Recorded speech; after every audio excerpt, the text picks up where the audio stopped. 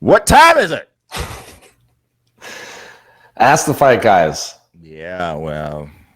Or Fight O'Clock. Yeah, we ain't gonna get there. Or Game Time. Who? Ooh.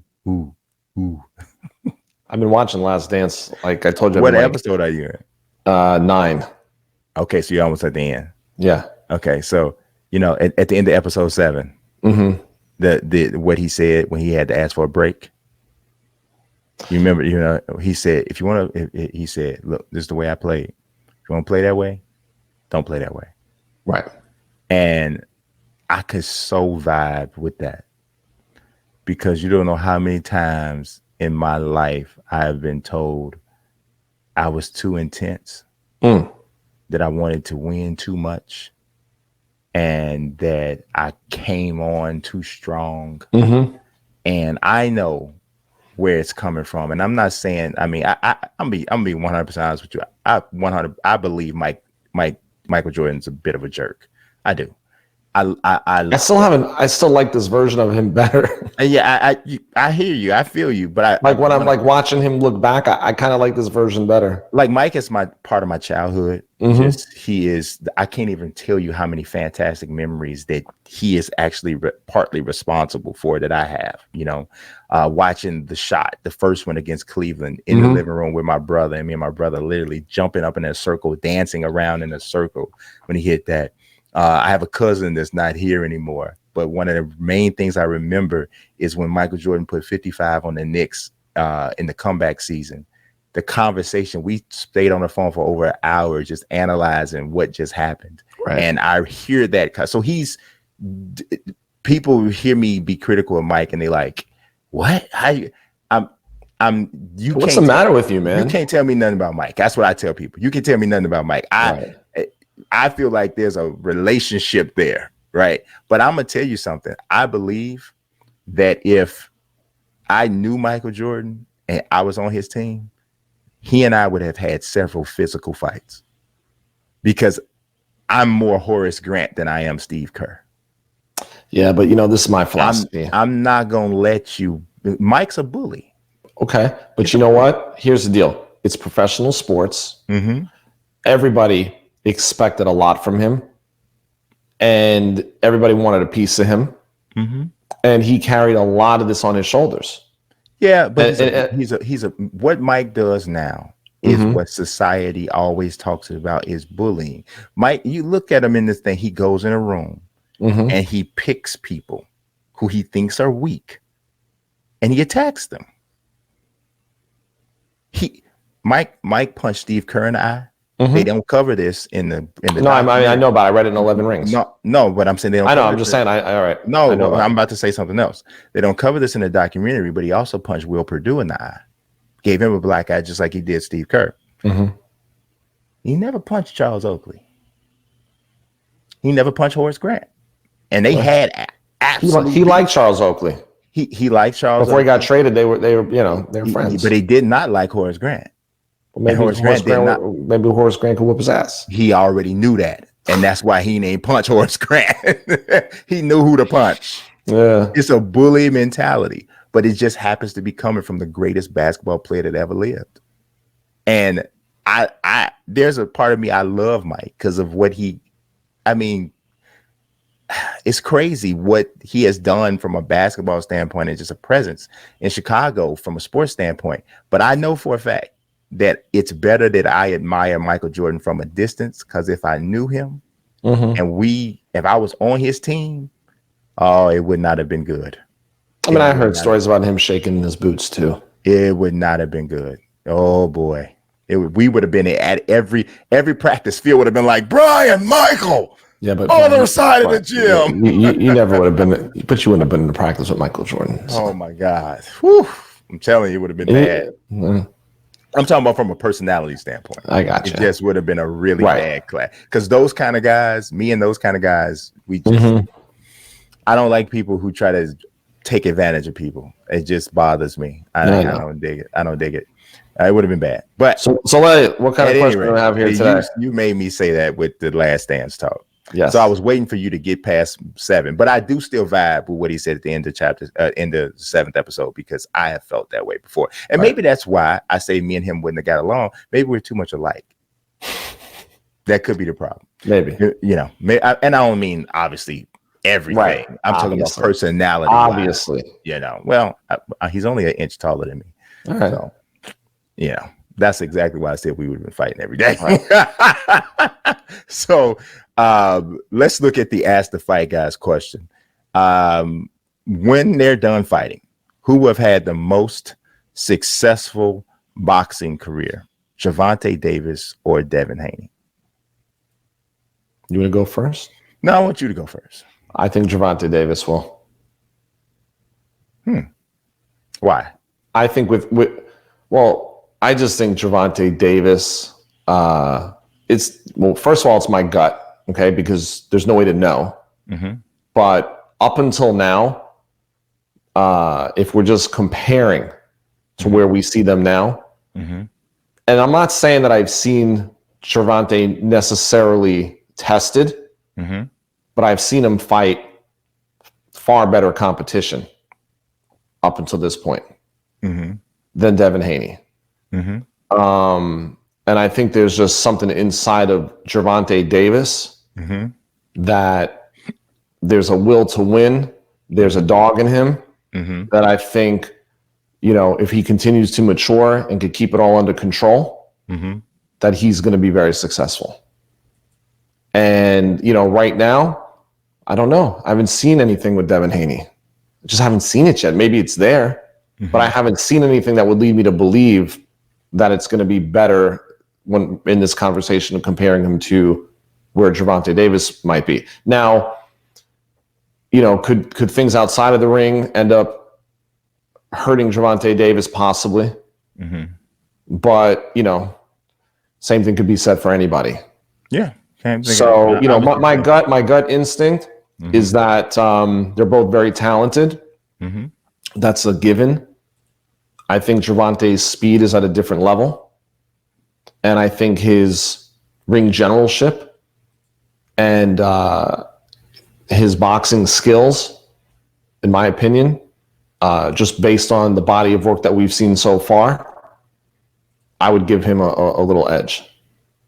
I hear you. I think I would disagree. Okay. And here's why. I agree that Gervonta is more talented, just physically talented. I do. Right. I think that he has more admirable physical talent that is associated with boxing brilliance than Devin Haney. But the one thing that I see with Devin Haney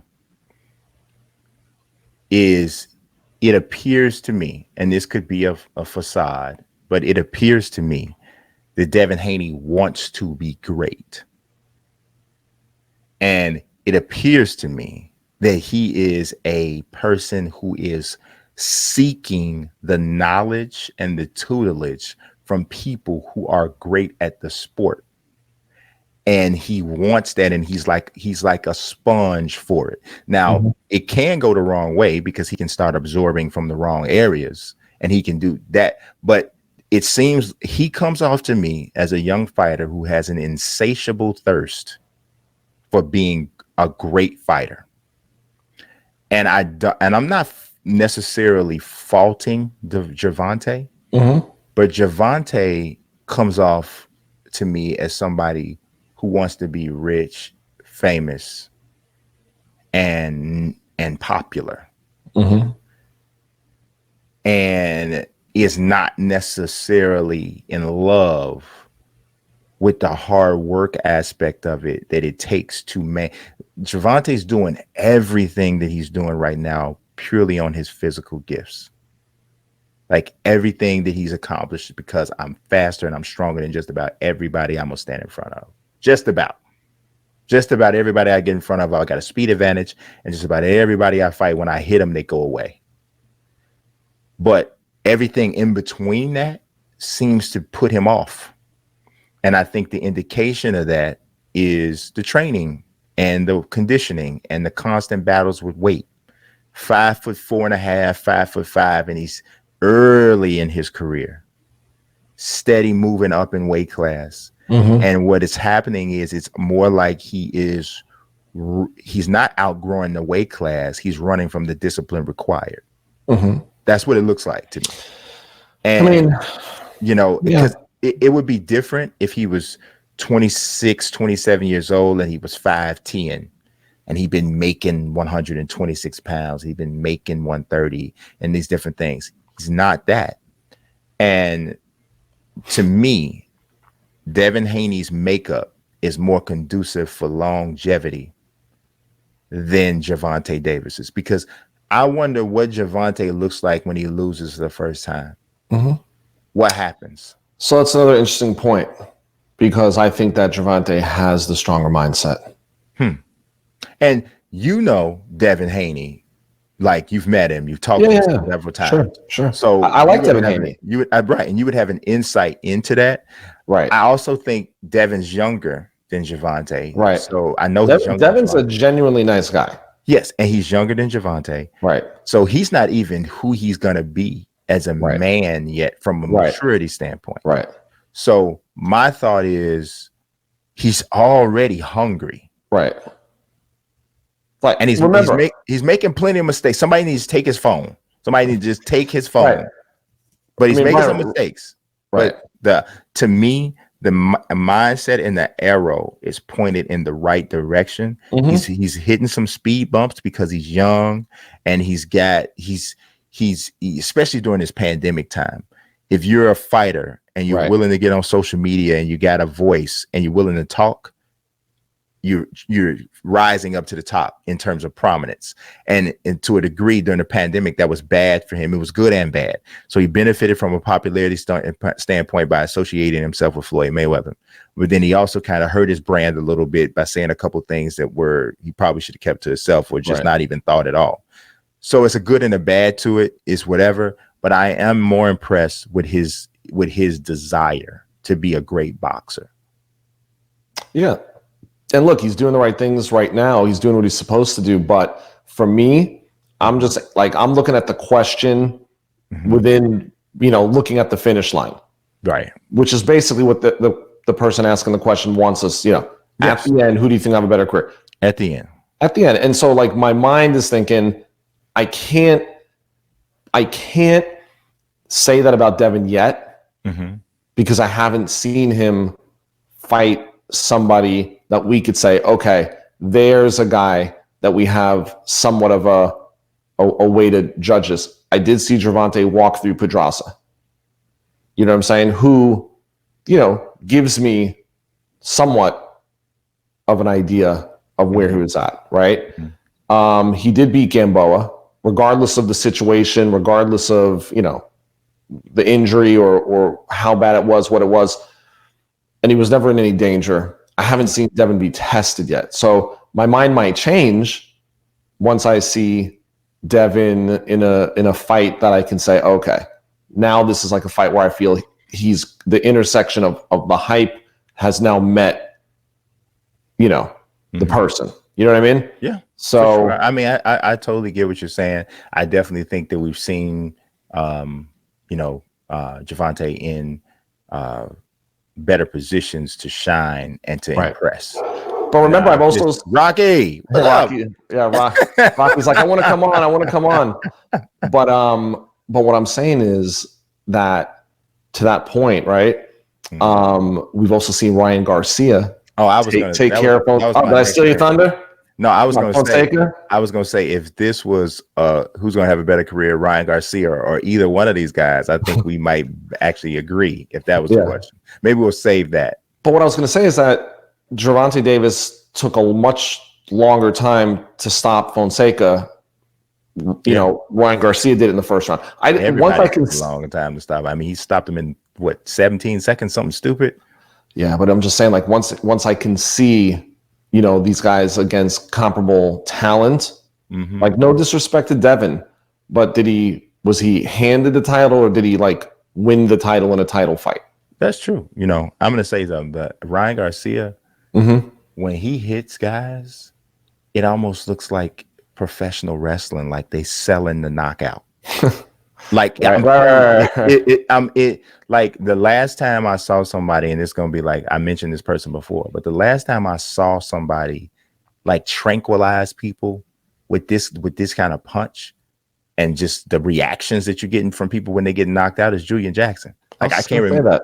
I can't remember the last time I saw, because I mean Ryan Garcia is hitting people and they are like, oh Jesus. I mean they're going away. Brian, he's stopping people. Yes. Going backwards, with glancing blows, and the look and like the look on his face when he's throwing his shots, he's like mouth wide open, and it's just that's it. It's like it's not, it's just, and the person goes, oh God, help me, oh. And it's like whoa, yeah. I mean, listen, this is a division that's going to get exciting. It is, and I'm wondering how they're gonna start moving up and stuff. Because Ryan Garcia is tall. He got an excuse to move up, but he just did move up. Right? He's got an excuse to fight as high as 154. Listen, let me tell you why this is going to get exciting. Not to digress from this question, but since we're in this weight class, sure. Once Lomachenko and Lopez fight, no matter who wins that fight, they're vacating all the belts. Lomachenko's either probably going to move down. I know for a fact if Lopez wins, he's moving up. Yes. All those belts are going to be open. All these guys are going to be capturing belts. They're all eventually going to, well, Davis is already a champion. Yeah. And technically, Haney's a champion, but he has to fight the winner of Fortuna and Campbell. Yeah. Fortuna, right? Yep. So it's going to get exciting. Yeah. I'll be surprised if Campbell doesn't win that fight, but we'll see. We'll see. But yeah, that was a good question, actually. I think it really kind of makes us think, and it's a tough one. I loved it.